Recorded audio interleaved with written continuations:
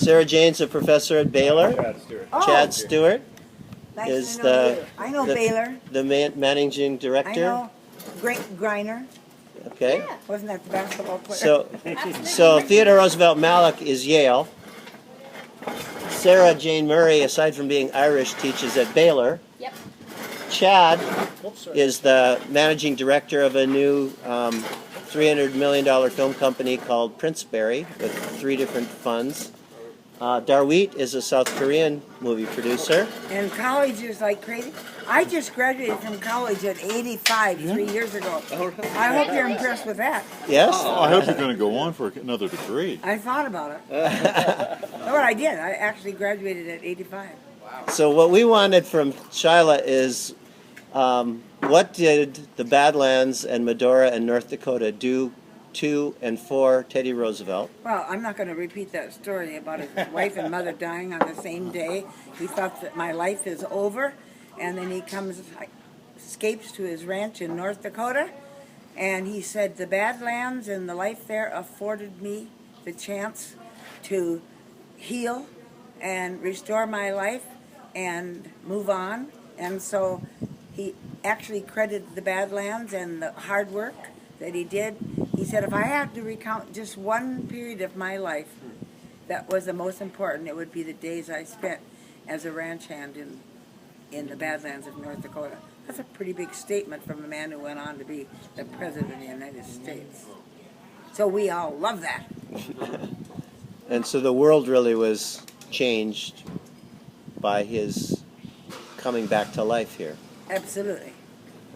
But you know, the basis, I don't know how to word this. He was a very unbelievable man because he didn't just come as a celebrity. He actually moved right in and became a ranch hand and one of the townspeople, and loved it. And then he says, darkness never follows a man who rides fast enough, or something like that, on his horse. So we all capitalize on that, and the spirit of Theodore Roosevelt was what inspired my husband to say, I'll put all the money I've got in this little town of Medora where there are too many legends and too much important. And he was a big fan of Theodore Roosevelt. I'm a conservative Republican. And so he spent his whole life and all of his money restoring this town of Medora. Did you think he was crazy? No, I was married to him and could hardly wait to get started. I was a theater major in my early college years, and so I was ready to go. You should be in this movie. So yeah. If we have a part for you, will you play? Here comes the park superintendent, Valerie Baylor. We know her. We just spent a couple hours was our with guide. Valerie. Oh, well, so did you see some animals? in the Oh, park? it's all the animals. Beautiful. Was it a good day in the park? Yeah. Horses, bison. So you've met all these people? Unless you want to be in the shade. Well, Would you like to be in the shade? I have a hat. So I made it some Government packets. issue hat, yeah. These are 3 packets about the Elkhorn feud. Oh, yes, we're going to drive to the Elkhorn tomorrow because I thought all these Wonderful. people should see the Elkhorn. the cradle of conservation, we say. Yeah, Nice. that's a good In our term. musical, every night, this is our 49th year, we mention the cradle of conservation. Probably started with Roosevelt was our most conservation-minded president ever. Are you going to turn that darn thing around? It's all about you. I will. This is the authority on everything.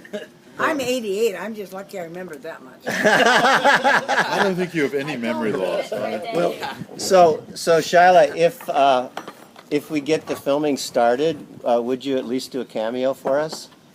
I would really want to know more about your faith-based Okay. organization before I committed myself to anything. I was in a movie a few years ago with Fonda and Chris Christopherson, and they did a movie here. Yeah. And I had Oh, yeah? Willoughby's, right? That one? It was Woolly. called Woolly Boy. It was Yeah, about right. sheep.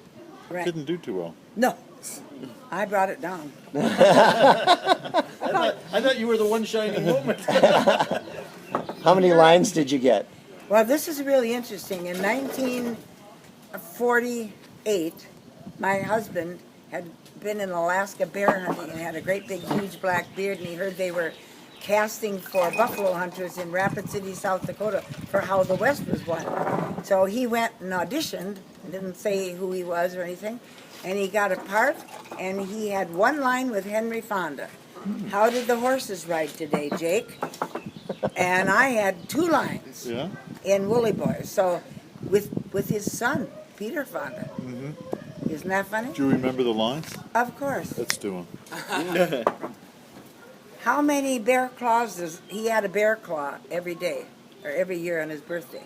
This character. So I bent over. I'm sitting at the coffee, you know, as an old person, cat type casting. I said, "How many bear claws does that end up to this year?" Stoney or whatever his name was. And he said, "None of your business." I said, "Oh, I think the devil's hanging out a new set of bed sheets." I had to join Screen Actors Guild, Teachers for that. and I got paid, Ooh. and the checks kept getting smaller. And finally I said, "Don't bother me because I have to report this on my income tax. And it's $87 is not making a big difference in my life." So I refused the payment. But Harold got checks for about 30 years from How the West Was Won. Wonderful. Wonderful. Okay, We I'm done. The rest of the day, I don't say nothing. I don't. I would be happy to pull these tables all together so Let's we do could all that. sit around. Let's do that.